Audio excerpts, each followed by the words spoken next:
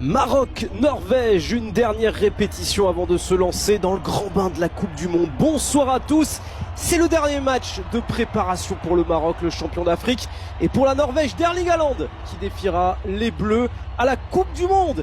Allez, l'entrée des 22 acteurs dans le Sports Illustrated Stadium Harrison dans le New Jersey. Quelle ambiance dans ce Sports Illustrated Stadium. Oh, ça sent déjà bon la Coupe du Monde à 4 jours du coup d'envoi. Et une répétition générale importante pour le Maroc comme pour la Norvège.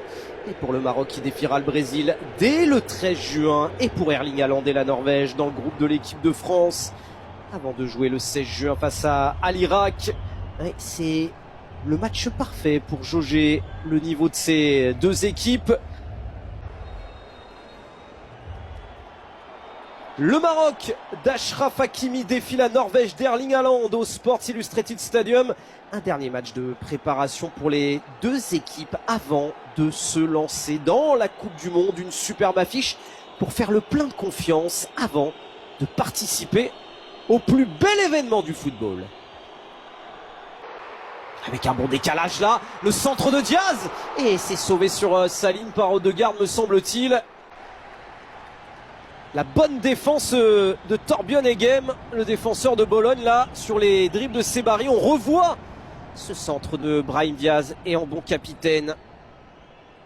Attention, ce ballon rendu à Brahim Diaz qui va mettre ce ballon dans la profondeur. Et peut-être un centre. Ouais, ça va aller au bout. Oh, il a manqué son geste derrière. Et Zalzouli. Attention à ne pas perdre ce ballon parce que ça peut aller très très vite avec Zalzouli. Lancé, et il y a un 3 contre 3 à jouer. De l'autre côté, Brahim Diaz est là, il va tenter sa chance. Brahim Diaz, sur un contre rondement bien mené, est à la conclusion. Ça fait déjà 1-0 pour le Maroc. L'ouverture du score de Brahim Diaz. Ouais, c'était suite à une perte de balle à gauche de Ayer et derrière il a eu un boulevard Zalzouli pour trouver Brahim Diaz. Regardez, qui a bien pris l'information, qui a bien croisé sa frappe.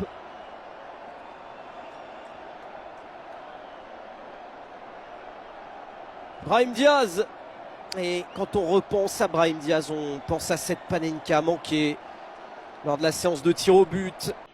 Il peut en faire des merveilles, Erling Haaland. Est-ce que ce sera sur un service là de Martin Odegaard? C'est bien tiré! C'est bien tiré! Et ça a rasé le poteau de Bounou. C'était Sorloth qui était à la déviation. On va revoir ça sur ce corner d'Odegaard. Ouais, c'est dévié légèrement par Christopher Ayer et Sorloth qui pensait que c'était cadré, c'était effacé. Ce genre de situation qu'ils arrivent à faire des différences sur des attaques directes, sur des contre-attaques. Ouais, parce que les Norvégiens ont du mal sur les replis défensifs. La frappe, Nyland a relâché. Le ballon est mis en corner. C'est allé une nouvelle fois très vite avec Achraf Hakimi. Le capitaine marocain. El Ainaoui. Bien joué cette passe, Hakimi, Bouhaddi. El Ainaoui. Brahim Diaz. Le bon ballon de Brahim Diaz. Et la reprise de Zalzouli. Il mord le maillot. Et le coup d'envoi donné de cette deuxième période, de cette affiche dans ces matchs de préparation à la Coupe du Monde 2026. Maroc-Norvège. Le Maroc mène 1-0. Le but de Brahim Diaz et on attend Orgmenan. Strand Larsen qui est en grande forme, auteur d'un doublé face à la Suède il y a quelques jours. Oscar Bob. Il est passé en retrait pour le capitaine Martin Odegaard. L'égalisation norvégienne. Beaucoup d'inefficacité ce soir pour les Norvégiens.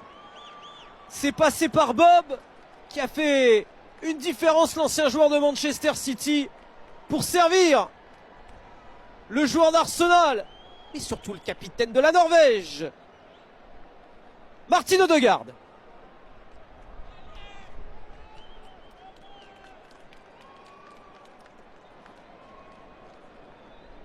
Ils n'auront pas fait un grand match les Norvégiens.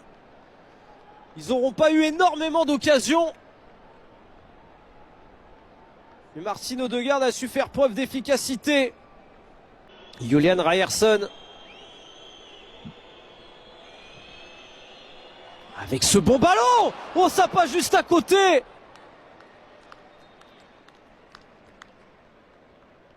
Quelle opportunité pour la Norvège. Le coup de patte était bien pris par Issa Diop, notamment dans les 45 premières minutes. Et c'est terminé. Ils vont se quitter sur ce match nul. Un but partout, les Marocains, les Norvégiens. Et pour le Maroc, ce sera samedi le Brésil. Pour la Norvège, ce sera mardi l'Irak. Et un petit peu plus tard dans la compétition, l'équipe de France.